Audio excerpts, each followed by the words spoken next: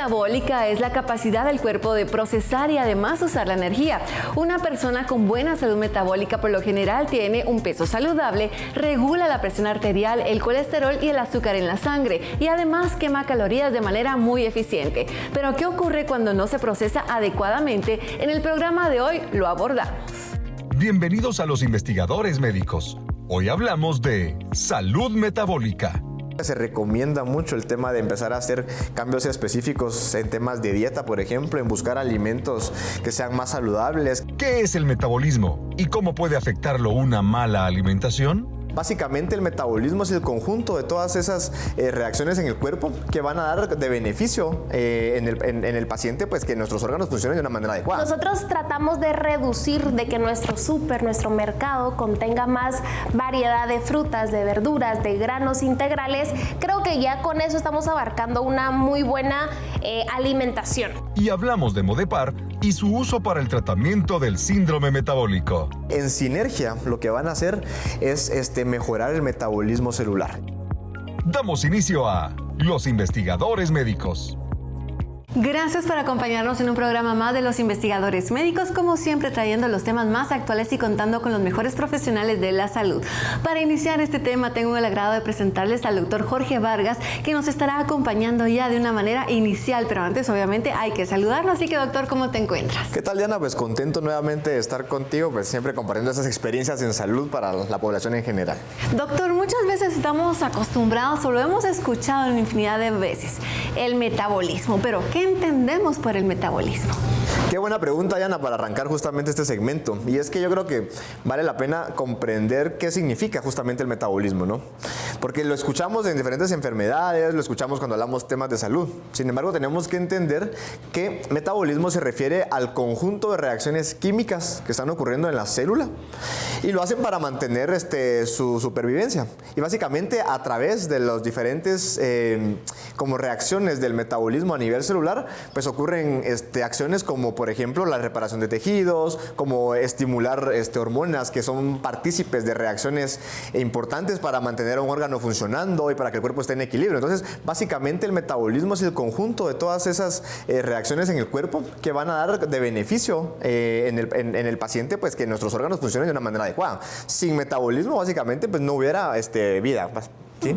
Realmente es un proceso muy importante, obviamente, cuando estamos hablando de lo metabólico, doctor, pero ¿cuáles podrían entonces ser las enfermedades más comunes? Mira, Diana, cuando hablamos de metabolismo, tenemos que entender que está involucrado también el sistema hormonal de nuestro cuerpo, ¿sí? Y hay diferentes órganos que se encargan de producir diferentes hormonas y que cumplen una función específica. Entonces, relacionado a eso, las más comunes y lo que más vemos justamente en la consulta médica es, por ejemplo, diabetes mellitus tipo 2. Acá la hormona justamente que está siendo afectada es la insulina, ¿sí? Recordemos que la diabetes mellitus es una enfermedad que se caracteriza por tener niveles altos de glucosa y un fallo en la insulina, ¿sí? Que se conocemos como resistencia a la insulina, ¿ok? En el tema de enfermedades, por ejemplo, tiroideas, que hoy las hormonas tiroideas básicamente participan en todos los procesos, son las encargadas de regular, ¿sí? Todos los procesos metabólicos que están sucediendo en el cuerpo, ¿sí? Son las que mandan esa parte, ¿no? Y las hormonas tiroideas, cuando están muy alteradas o cuando se producen más de lo normal, conocemos la enfermedad como hipertiroidismo, que el paciente tiene como, por ejemplo, taquicardia, sudoraciones, malestar general, ¿no? Y el lado contrario, cuando esta hormona justamente disminuye por más de lo normal, conocemos esta enfermedad como hipotiroidismo. Aquí ocurre lo contrario, el proceso es como el paciente está fatigado, está lento, suben mucho de peso, tienen los ojos saltones, entre muchas otras características que podemos encontrar. Y así sucesivamente vamos a poder diagnosticar o tener alguna enfermedad en relación a la hormona que esté alterada. Por ejemplo, pasémoslo también no solo a enfermedad, sino a una condición común, que es el estrés, ¿sí? Cuando tenemos estrés, liberamos una hormona que se llama cortisol. Y el cortisol de igual forma afecta un sinfín de reacciones químicas en el cuerpo que se traduce en enfermedad y en dolencias para el paciente. Doctor, ¿de alguna manera el factor genético podría afectar a las personas a desarrollar algún tipo de síndrome metabólico? Totalmente, Diana, y es que con la ayuda justamente de la tecnología y de la ciencia, ahora se sabe y se ha relacionado que hay genes específicos que se alteran por cambios metabólicos, ¿sí? Y esto es bueno conocerlo. ¿Por qué? Porque nos ha permitido tener una mayor certeza en el tratamiento, en el diagnóstico justamente de una enfermedad, de una condición, y a partir de ahí pues esclarecer un poquito más que los trastornos metabólicos también tienen un componente genético importante. Y eso básicamente durante el estudio que se le hace a un paciente, más allá de la anamnesis, que es básicamente el interrogatorio, el examen físico al paciente, sumado a eso que podamos contar hoy día con esas pruebas genéticas, le da básicamente un abordaje más integral, más específico al paciente para obtener un control más adecuado. Doctor, ya lo mencionabas a un inicio acerca de la tiroides, cómo se ve afectada también por el metabolismo, pero según las estadísticas, y lo hemos abordado, lo hemos visto también a través de los distintos informativos que hemos tenido, ¿no? Donde hemos visto que las personas cada vez más frecuentemente están padeciendo algún problema de la tiroides. Pero ¿cuál es la relación con el metabolismo, doctor? Bueno, mira, realmente, como te decía, las hormonas tiroideas participan en diversidad de procesos bioquímicos. Básicamente tienen función en todos. Y se conoce que estas hormonas tiroideas, justamente desde que se liberan hay un órgano en el cerebro, ¿sí? que es la hipófisis, que se encarga justamente de producir la hormona liberadora de tiroides. Esa hormona liberadora de tiroides llega justamente a la glándula tiroidea y la estimula para producir hormonas tiroideas, ¿sí? Entonces, esa función, ese circuito justamente es fundamental porque básicamente la tiroides está presente en todas las reacciones químicas y lo que hace es como ser el regulador maestro de las hormonas. Básicamente esa es la función. Cuando la tiroides falta porque de pronto hay algún quiste, hay alguna masa que se formó en la tiroides y hay necesidad de quitar las hormonas tiroideas, obviamente pues al paciente se le deja inclusive un tratamiento de por vida, que es el reemplazo de la hormona tiroidea. Básicamente te dan hormona tiroidea en tableta, ¿verdad? Y eso es lo que tú estás tomando para el resto de tu vida, porque si tú no tomas eso, básicamente todo el metabolismo, toda la maquinaria deja de funcionar. Deja de funcionar, se altera y eso origina enfermedad. Entonces, es bien importante conocer que esta hormona es fundamental en nuestro organismo, ¿sí? Me parece fabuloso, doctor, porque realmente he escuchado muchas personas que me sorprenden porque son personas jóvenes que ya empiezan a tener problemas con la tiroides y obviamente cuando sabemos y conocemos la importancia de su papel principal y cómo se ve alterado por el metabolismo, vale la pena tener mucho ojo a ello y sobre todo qué podemos hacer para prevenir llegar a esos estados o si ya lo tenemos, qué vamos a hacer entonces. Algo que has mencionado frecuentemente, y no solo hoy, sino también en otros programas, es la relación entre la obesidad y lo metabólico. ¿Por qué es tan importante esa relación? Bueno, recuerda, Diana, que cuando hablamos de obesidad, hoy día nos referimos también a una enfermedad como tal, ¿sí? Ya hay expertos en la materia, tanto a nivel que son especialistas en endocrinología, que estudian las hormonas, o especialistas en cardiología también, que ven toda la función cardiovascular del cuerpo, y se sabe que la obesidad hoy día también está catalogada como una condición clínica, básicamente como una enfermedad, ¿no? ¿Qué es lo que sucede? Realmente es que se sabe que a partir de que existe un incremento en la cantidad de tejido graso, básicamente este tejido graso entra en disfunción. Y eso quiere decir que el tejido graso cumple una función bien importante en poder también regular procesos inflamatorios en el cuerpo. ¿Por qué? Porque liberan una serie de sustancias que se llaman adipoquinas, que se traducen en células de la inmunidad, pero que cuando están también en exceso generan inflamación, generan daño al tejido y generan enfermedad. Entonces realmente el tema de mantener un tejido adiposo abundante en el cuerpo también altera el metabolismo per se y eso se traduce en condiciones clínicas específicas, entiéndase, favorecer a la diabetes, a la hipertensión arterial, enfermedades cardiovasculares, entre muchas condiciones más. Perfecto, doctor. Y bueno, ya para ir cerrando este primer bloque, pero más adelante también quiero seguir conversando contigo porque tenemos mucho que abordar. ¿Qué podrías decir hábitos que podrían mejorar nuestro metabolismo? Mira, Ana, básicamente siempre estamos en constante lucha con los estilos de vida, ¿sí? Realmente hoy por hoy, más que nunca se recomienda mucho el tema de empezar a hacer cambios específicos en temas de dieta, por ejemplo, en buscar alimentos que sean más saludables, que tengan menos toxicidad en el cuerpo, ¿no? Que sean más aceptados por nuestro hígado, mejor absorbidos a nivel intestinal y que tengan una eliminación a nivel renal o intestinal que no vaya a provocarle pues ningún esfuerzo a nuestro cuerpo, ¿no? Y para eso pues también vamos a tener más adelante algunas recomendaciones de nutrición que nos van a dar justamente consejos consejos sobre qué poder comer. Otro de los aspectos importantes es la actividad física. Hoy día se sabe, ¿verdad? Y ya está estipulado que por lo menos una persona adulta necesita de 150 minutos de ejercicio semanalmente, ¿sí? Distribuidos en no días separados, sino que al esclarecer un tiempo, ¿verdad? Óptimo, a partir de 30, 45 minutos por lo menos al día podría ser una función, pero no dejar pasar un día de por medio sin hacer actividad.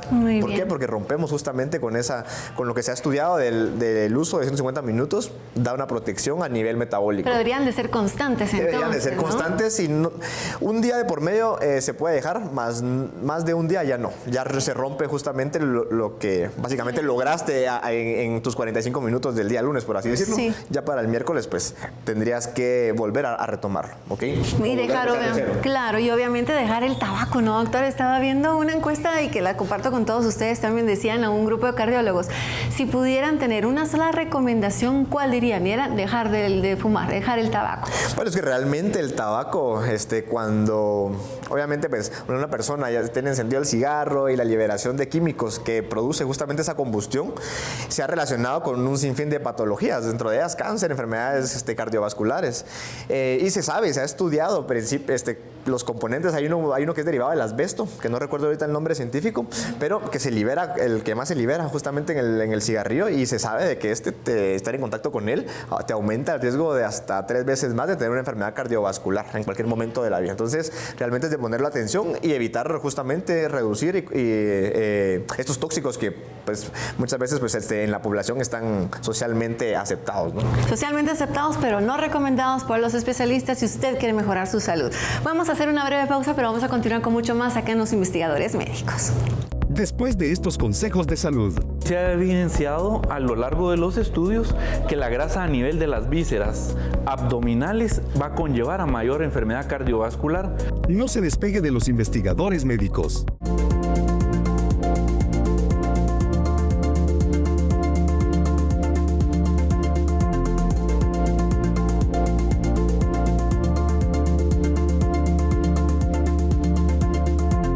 Gracias por continuar en su programa de Los Investigadores Médicos. Continuamos y para abordar este bloque de información tenemos el agrado de contar con la presencia del doctor Lester Rojas, él es cardiólogo. Doctor, bienvenido a Los Investigadores Médicos. Para continuar con este segmento quisiéramos abordar, doctor, ¿qué entendemos por síndrome metabólico? Claro, es un gusto estar aquí con ustedes nuevamente. Dentro de las características del síndrome metabólico, esta es una patología que pueden tener algunos pacientes y los va a conllevar a tener mayores eventos cardiovasculares. El síndrome metabólico tiene varios componentes. Dentro de estos es una circunferencia abdominal aumentada o que el paciente tenga sobrepeso y mayor grasa a nivel de las vísceras abdominales. También hipertensión arterial, mayor resistencia a la insulina, que son niveles aumentados de glucosa a nivel sérico y mayor nivel de lípidos, colesterol, triglicéridos, que va a conllevar a que el paciente tenga más eventos cardiovasculares. Claro, doctor, y bueno, lo hemos sido muy enfáticos que a lo mejor vemos a una persona con una circunferencia abdominal bastante pronunciada, por así decirlo, y decimos, bueno, esta persona podría encajar en este tipo de síndrome metabólico, pero le quiero preguntar antes de seguir a saber cómo se diagnostica, ¿hay personas que puedan estar delgadas pero que sí tengan grasa visceral? Claro, es factible esa situación. Inicialmente usamos un marcador dentro de la clínica o los parámetros clínicos que evaluamos en un paciente para ver su riesgo cardiovascular, que es el índice de masa corporal. Sin embargo, a lo largo de los años se ha visto que mide, al final de cuentas, como se usa la variable de talla y peso, mide toda la grasa que hay, incluso en extremidades. Pero sí se ha evidenciado a lo largo de los estudios que la grasa a nivel de las vísceras abdominales va a conllevar a mayor enfermedad cardiovascular porque es más aterogénica, o sea, que genera más obstrucción a nivel de los vasos sanguíneos.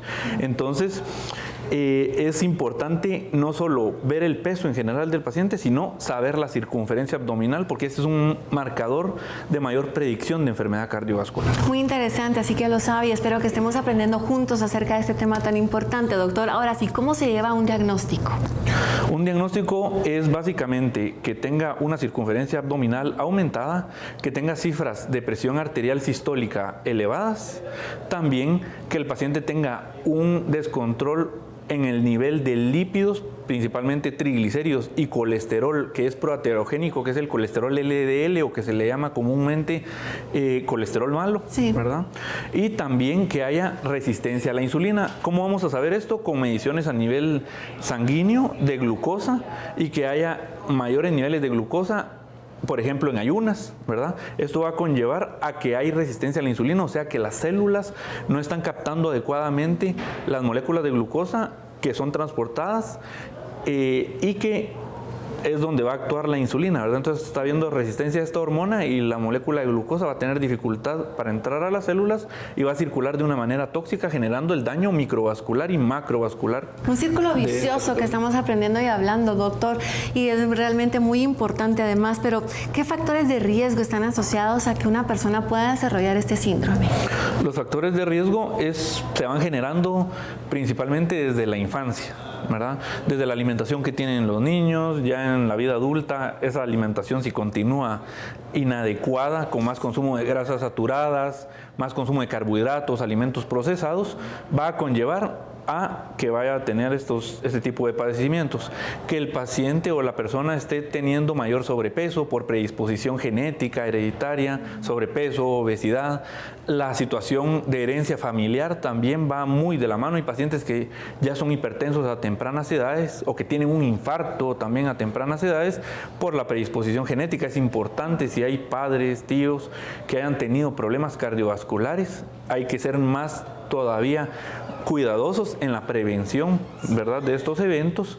Y la situación también de bajo ejercicio o que el paciente no haga ejercicio o actividad física rutinaria va a conllevar a que el paciente tenga descontrol en el peso, aumento en los niveles de lípidos o triglicéridos, colesterol, aumento en las cifras de presión arterial y también la alimentación y la baja disminución y la baja realización de ejercicio va a conllevar a que tenga eventos cardiovasculares y que tenga el síndrome metabólico. Doctor, ha sido muy enfático a lo largo de esta charla cuando hemos estado hablando de la presión arterial. Muchas veces lo escuchamos que podría estar asociado con problemas cardiovasculares, pero ¿cómo se vincula la presión arterial con el síndrome metabólico? Para ser un poquito más específicos y que lo podamos entender y saber sobre todo la importancia. Claro, la presión arterial se ha evidenciado a lo largo de los años, ¿verdad?, con estudios en pacientes, en miles de pacientes, de que no es unifactorial, sino es multifactorial. Sí. De lo que mencionábamos, ¿verdad? Si el paciente tiene herencia de padecer de la presión arterial, si también es fumador, consume alcohol, sí, ¿verdad?, tiene sobrepeso, va a conllevar a que el corazón de cierta manera se force más para vencer esa resistencia que se genera en las arterias.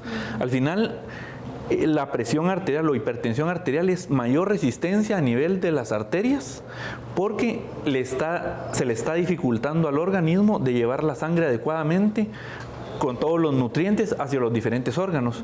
Entonces, esa mayor resistencia que generan las arterias también con el paso de la edad, porque con el paso de la edad se va generando rigidez en las arterias también, mayor depósitos de calcio, mayor depósitos de colesterol y grasa. Entonces, eso va a generar resistencia y como tiene que pasar un volumen para nutrir estos órganos, más volumen, pero más resistencia a nivel de las arterias va a generar cifras elevadas de presión arterial, que es lo que va a conllevar a la enfermedad cardiovascular, que al final de cuentas es que se tape una arteria o que se rompa una arteria. Doctor, yo creo que a veces entendemos cuando se describe algo y podemos tener una idea gráfica, por así decirlo, y entender la importancia, pero quisiera que preguntarle y que nos explicara, sobre todo de alguna manera que podamos comprender cómo se encuentra el corazón, qué es lo que pasa en el corazón de una persona que tiene este síndrome metabólico. Claro, como lo mencionábamos, dentro de los factores del síndrome metabólico es presión alta, ¿verdad?, circunferencia abdominal elevada, glucosa elevada a nivel sérico y triglicéridos y colesterol elevados. Todos estos factores van a hacer que las arterias estén más cerradas y por ende el corazón tiene que forzarse más para bombear, para vencer esa resistencia que se está generando en las arterias. Entonces, si el corazón bombea más fuerte y bombea más rápido, va creciendo porque es un músculo. Y al final de cuentas, esos mecanismos de regulación que tiene se descompensan, ¿verdad? Hay cierto punto donde puede compensar o vencer estas barreras que se está generando a nivel arterial por las obstrucciones, pero hay un punto en que el corazón empieza a crecerse, a engrosarse el músculo cardíaco y se debilita la pared del corazón, y es lo que puede conllevar a una de las enfermedades cardiovasculares que más mortalidad tienen en nuestro medio, que es la insuficiencia cardíaca. La insuficiencia cardíaca es ese debilitamiento que tiene el corazón y adelgazamiento de las paredes, o sea que se hace grande el corazón por toda esta situación de la presión alta, ¿verdad? Resistencia por las capas. Tiene, por así decirlo, una sobrecarga exagerada al corazón para mantenernos vivos, ¿no, doctor? Como es un motor básicamente que va a necesitar el bombeo continuo, y es un músculo que crece cuando hay algún daño, entonces se debilita y se cansa, generando estos problemas por toda esta resistencia que hay a nivel de las arterias en general. Doctor, ¿es reversible este tipo de síndrome? Cuando está el síndrome metabólico per se, sí es reversible. ¿Por qué? Porque si usamos los factores o revertimos estos factores de riesgo, como bajar peso, disminuir la presión arterial, ¿verdad?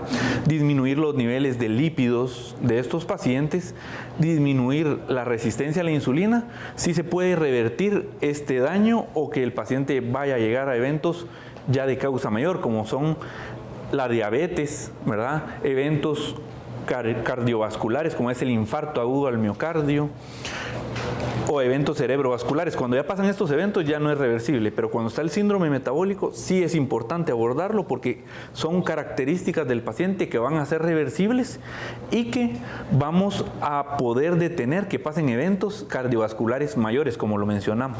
Claro, doctor, muchísimas gracias. Es importante saber todo ello porque creo que sí queremos de alguna manera revertir si es que ya estamos diagnosticados con este síndrome metabólico. Doctor, le quisiera preguntar, según su experiencia, ¿cómo ha sido utilizar Modepar y cuáles serían los beneficios cuando estamos hablando enfocadamente en el síndrome metabólico? Claro, cuando se tienen las características en un paciente de síndrome metabólico, al final de cuentas, los desenlaces son estos eventos cardiovasculares, pero básicamente lo que está pasando dentro de la circulación es mayor liberación de radicales libres, mayor daño de la capa interna de las arterias. Entonces el dar tratamiento farmacológico revierte este daño, pero aunado, por ejemplo, a Modepar, que son polifenoles, que son sustancias con flavonoides, van a hacer que se disminuya la trombosis y la inflamación de ese endotelio inflamado, ¿verdad? Porque esa inflamación se ha corroborado y se ha evidenciado ya claramente que genera más ateromas, que son básicamente estas placas de obstrucción que se generan en las arterias. Entonces, estas sustancias beneficiosas para la circulación, aunado al tratamiento farmacológico convencional, se potencia y se ayudan básicamente para evitar esos desenlaces que tienen secuelas devastadoras muchas veces. Perfecto, doctor. Muchísimas gracias. Realmente ha sido una charla bastante educativa. Espero que usted vaya apuntando también y obviamente si tiene alguna duda siempre consúltelo con su médico. Si aún no tiene un médico de cabecera, recuerde que las clínicas del CIM están a su disposición para que pueda acudir con ellas confiadamente. Muchísimas gracias, doctor. Nosotros en el siguiente bloque estaremos abordando la importancia de la salud, sobre todo cuando estamos hablando de la nutrición y cuál es la relación con el síndrome metabólico. Esto a continuación. Después de estos consejos de salud. Cuidar el exceso de carbohidratos. Recordemos que muchas veces las personas tienen confundido el tema de diabetes y dicen, pero es que yo no consumo nada dulce. Es que la diabetes no se desarrolla específicamente por el exceso de dulces. No se despegue de los investigadores médicos.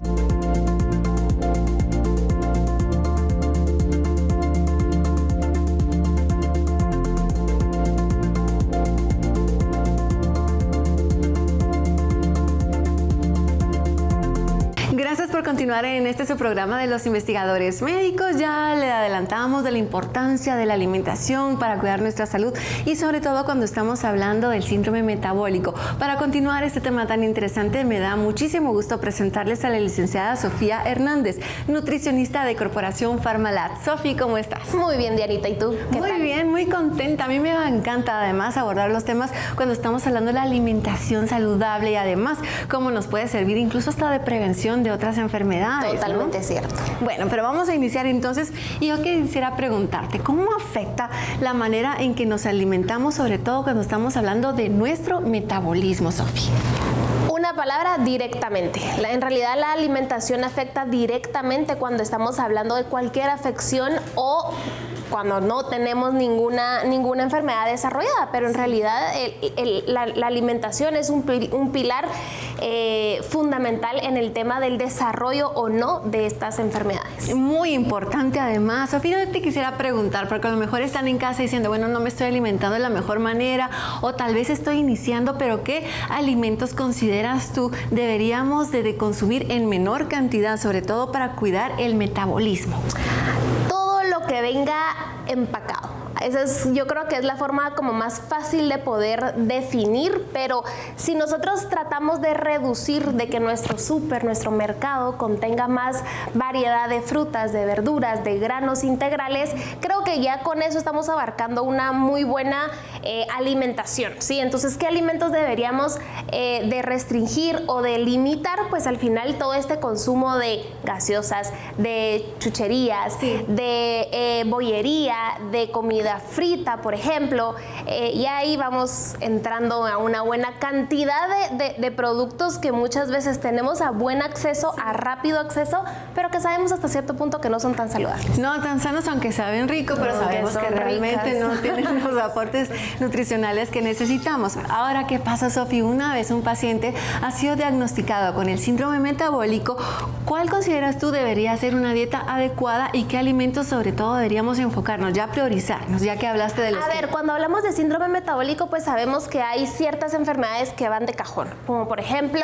el sobrepeso y la obesidad, triglicéridos, colesterol alto, hipertensión, ¿sí? Entonces ya con eso ya tenemos una buena indicación de qué podemos hacer o qué pautas podemos tomar en consideración para una alimentación. Por ejemplo, alimentos bajos en sodio, sí, por todo el tema de no seguir elevando el tema de la hipertensión. Por ejemplo, en el tema de la diabetes, tratar de limitar o de cuidar el exceso de carbohidratos. Recordemos que muchas veces las personas tienen confundido el tema de diabetes y dicen, pero es que yo no consumo nada dulce. Sí. Es que la diabetes no se desarrolla específicamente por el exceso de dulces. Se puede llegar a desarrollar por el exceso de carbohidratos. ¿Por qué? Porque al final nuestro cuerpo sí o sí lo va a almacenar como forma de grasa y porque hasta cierto punto el cuerpo no sabe distinguir esto es panito o esto es un dulcito, ¿sí? Sí. Sino que al final todo se va a acumular. Entonces, ¿qué podemos hacer en términos de las pautas? Bajarle al exceso de carbohidratos, bajarle al exceso de alcohol, de bebidas azucaradas también y de toda esta comida pues frita que tenemos en los restaurantes de comida. Muy fácil alcance, como tú lo estabas mencionando, y sobre todo en una vida tan rápida, ¿no? Que a veces no nos da tiempo de preparar los alimentos en casa y acudimos a lo que esté más cerca de la mano, fácil, ¿no? Sí. Sí, entonces cuidarnos con ello. Has hablado de algo y creo que vale la pena que lo podamos abordar porque muchas personas, sobre todo en redes sociales, ahora que tenemos esta sobrecarga de información, cuando estamos hablando de los carbohidratos de bajo índice glucémico, ¿qué es eso? ¿A qué nos referimos y por qué es tan importante cuidar? A ver, el índice glicémico es este impacto que tienen los carbohidratos, hablando específicamente de carbohidratos, de poder elevar el azúcar en sangre, ¿sí? Entonces tenemos tres categorías, los de bajo índice glicémico, que al final pues es una simple puntuación y van de 50 para abajo, el de medio que va de 50 a 69 y los de alto índice glicémico que son los de 70, que es para arriba.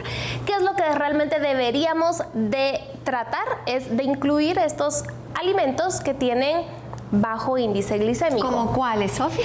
Ahí, por ejemplo, estamos hablando de hojas verdes, de cierto tipo de carbohidratos. Eso es lo curioso, que al final en la gama de carbohidratos, por ejemplo, van a haber carbohidratos que son de alto índice glicémico. Hay vegetales, por ejemplo, dentro de los cuales podemos incluir, por ejemplo, la remolacha, la zanahoria, que tienen un índice glicémico medio alto, ¿sí? Entonces, al final esto sí es importante aprenderlo a conocer, mas no debería de ser una pauta para poder tener una alimentación saludable. ¿Sí? Claro. Al final, dentro de el índice glicémico funciona mucho y ayuda mucho cuando hay una patología realmente desarrollada, como por ejemplo lo que es la diabetes. Muy bien, Sofi. Bueno, y sabemos también que muchas personas dicen, bueno, me voy a cuidar y voy a dejar las grasas. Ya no más grasas, pero no. Sabemos también la importancia que tienen las grasas buenas para metabolizar muchísimos procesos en nuestro organismo. ¿Por qué son las grasas buenas? A ver, y yo creería que eso es lo más importante que a ustedes que nos están viendo les puede funcionar, es la grasa aporta sabor, ¿sí? Entonces, no limiten la grasa dentro de sus preparaciones de alimentación, ¿sí? ¿Qué es lo que deberíamos de aprender? ¿Qué grasas utilizar en cocina? Por ejemplo, el aceite de aguacate, ¿sí? Es una de nuestras preferencias. El aceite de oliva también, para poder incluir, ya sea en preparaciones, ya sea en crudo también, que se utiliza muchísimo. Pero también tenemos una gran variedad de alimentos que aportan grasa y que al final esta grasa también ayuda a dos cosas pues principales. Sí. Uno, a poder elevar el colesterol bueno, ¿sí? Y que esto directamente nos reduzca el colesterol malo en sangre. Y dos, pues a mejorar el sabor de la comida y también ayuda al tema de saciedad. Entonces, no limitemos la grasa. Cuando al final nos dicen bajemos la grasa, pues sí, estamos hablando de frituras, ¿sí? Pero podemos incluir frutos secos, aguacate, aceites saludables para la cocina, que al final pues eso también es un buen aporte, y que también hay alimentos que también traen grasa de por sí. Por ejemplo, el huevo, ¿sí? Que es una fuente de grasa, pero también es una fuente de proteína. Los pescados grasos, que también tienen una función bastante específica en el organismo, como por ejemplo podemos mencionar el salmón, el atún, que con una vez cada 15 días que los incluyamos, pues estamos aportando una excelente fuente de grasa a nuestro cuerpo. Y además para nosotras las mujeres tiene muchos beneficios porque las hormonas lo van a agradecer, ¿no? Exacto, también a nivel hormonal tiene mucha influencia el tema de las grasas. Así que no lo deje, grasas buenas, ya lo sabe, ya escuchamos a la experta, el aguacate, los frutos secos, obviamente con medida, pero sí hay que incluirlos, ¿no? Sí. Bueno, ¿y qué pasa con la fibra, Sofi? A ver, la fibra también tiene este aporte. Es un carbohidrato, sí, lo consumimos como forma de carbohidrato, pero tiene esta función específica de poder saciar, ¿sí? De poder prolongar esta saciedad, y también tiene una excelente función a nivel gastrointestinal, ¿sí? O sea, sabemos perfectamente que si tenemos una dieta baja en fibra, pues vamos a tener ciertas molestias a la hora de acudir al baño. Entonces, pues al final el tema de la fibra regula el tránsito intestinal, nos protege también de pues padecer ciertos bichos o que cualquier afección a nivel gastro no sea tan prolongada. Bueno, Sofi, cuando estamos hablando de las biomoléculas que podrían ser sumamente útiles, sobre todo cuando estamos hablando de los beneficios hacia el síndrome metabólico, ¿cuáles podrías mencionar? Bueno, podríamos mencionar entre ellos pues dos que ya mencionamos anteriormente, que son las fuente de las grasas, también las fibras, sí, que encontramos en la línea Aliment, y también tenemos productos que contienen antocianinas, que al final las antocianinas tienen como este efecto de poder reducir ciertos niveles de colesterol y triglicéridos en sangre. Así que tenemos muy buenas herramientas y muy buenos productos de la línea Aliment que nos pueden ayudar perfectamente a poder mejorar la calidad de vida a cualquier paciente que ya está diagnosticado con síndrome metabólico. Perfecto. Y una última recomendación para aquellas personas a lo mejor que quieren de alguna manera integrar cada uno de los conceptos que hemos escuchado, y cuando hemos escuchado además la importancia de la nutrición, Sofi. Acudan con un profesional, siempre es esa recomendación a la que vamos a ir. Acudan con un profesional, pues al final el internista o el cardiólogo, con ayuda de un nutricionista, para que en conjunto al final pues puedan llevar el plan que mejor se acople al objetivo que cada uno de ustedes como pacientes tengan, y pues que al final sepan que dentro de la línea, dentro de Pharmalat, pues tenemos varios productos que los pueden ayudar a tratar esta enfermedad. Perfecto, ya lo sabe usted, entonces puede hacerlo de alguna manera integral. Sabemos el papel fundamental fundamental en la nutrición, porque no solamente se trata de vernos bien, sino además sentirnos bien. Hemos aprendido muchísimo. Gracias, Sofi, por siempre acompañarnos. Bueno, y nosotros esperamos que usted también esté aprendiendo al igual que nosotros, así que vamos a continuar con mucho más acá en Los Investigadores Médicos. Después de estos consejos de salud, Modepar es un producto de biomoléculas, dentro de ellos la berberina, fisetina, epigalocatequino galato, entre algunas otras, que en sinergia lo que van a hacer es mejorar el metabolismo celular. no se despegue de Los Investigadores Médicos.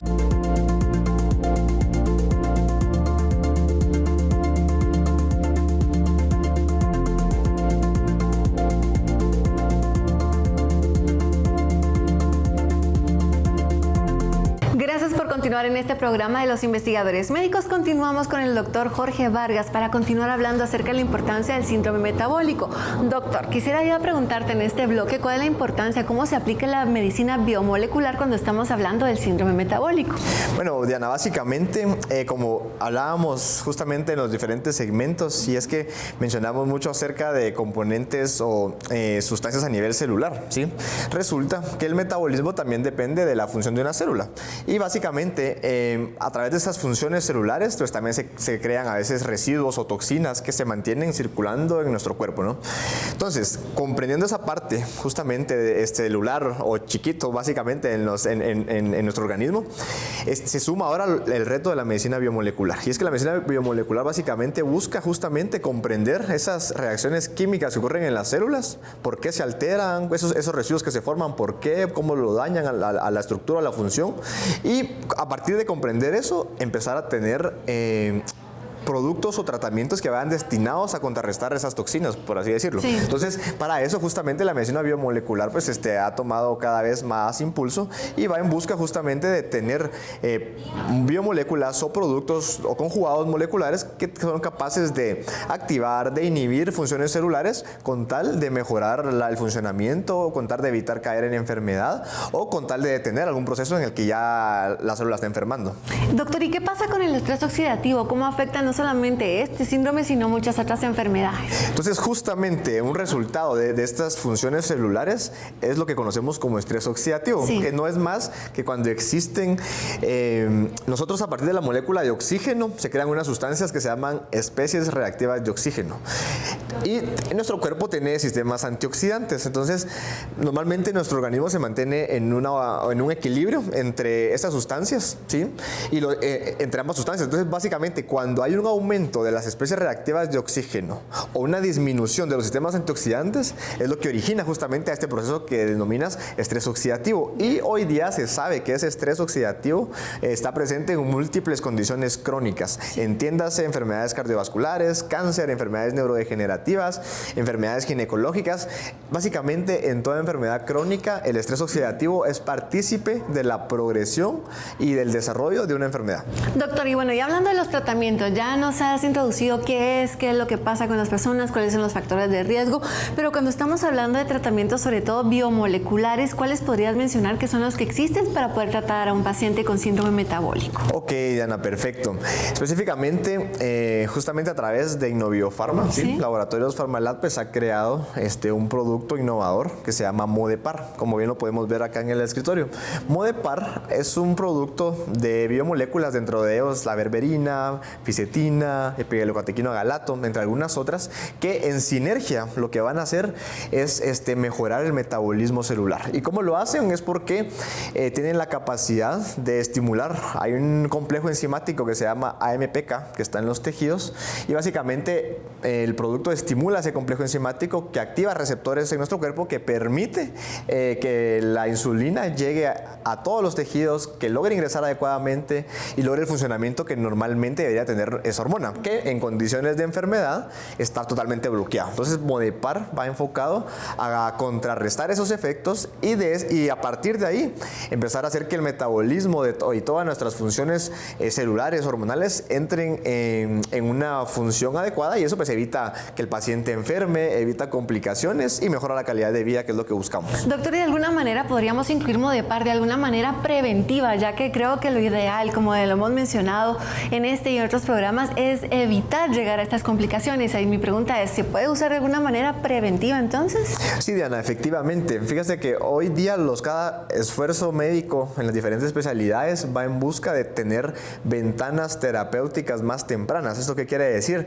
Es como nos vamos a que, por ejemplo, alguien que empieza a tener elevaciones de azúcar en sangre sin caer en diabetes, este paciente ya nos está dando una alerta. Y eso es ahí donde nosotros tenemos que empezar a ver qué hacemos o cómo contraatacamos o cómo disminuimos esa probabilidad de que el paciente en algún tiempo va a desarrollar esa enfermedad. Entonces, todos los esfuerzos hoy día van enfocados hacia eso, a tener una intervención más temprana. Y ahí justamente se suma Modepar. ¿Por qué? Porque aquel paciente que empieza a tener justamente esas ligeras elevaciones de azúcar en sangre, acompañado de esas ligeras elevaciones de la presión arterial, pero si además a eso también vemos que hay un poquito de elevación de triglicéridos, de colesterol malo en sangre, oye, además también el paciente pueda tener un poco de más de exceso de peso.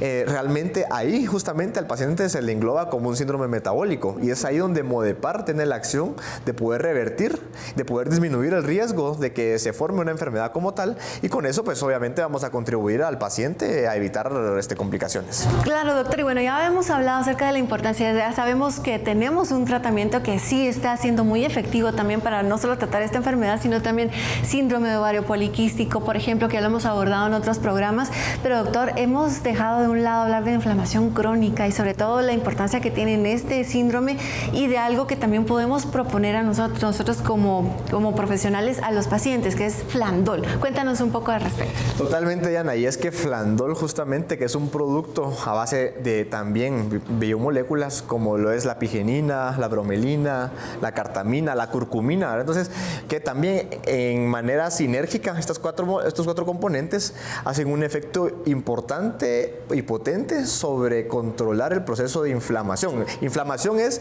liberación de citocinas o células proinflamatorias que se están liberando constantemente en un órgano o en un tejido porque al final el cuerpo como mecanismo de defensa sobreactiva esa función. Entonces, cuando se mantiene en un tiempo determinado esa liberación de esas células proinflamatorias, provocan daño en el tejido, en el funcionamiento también.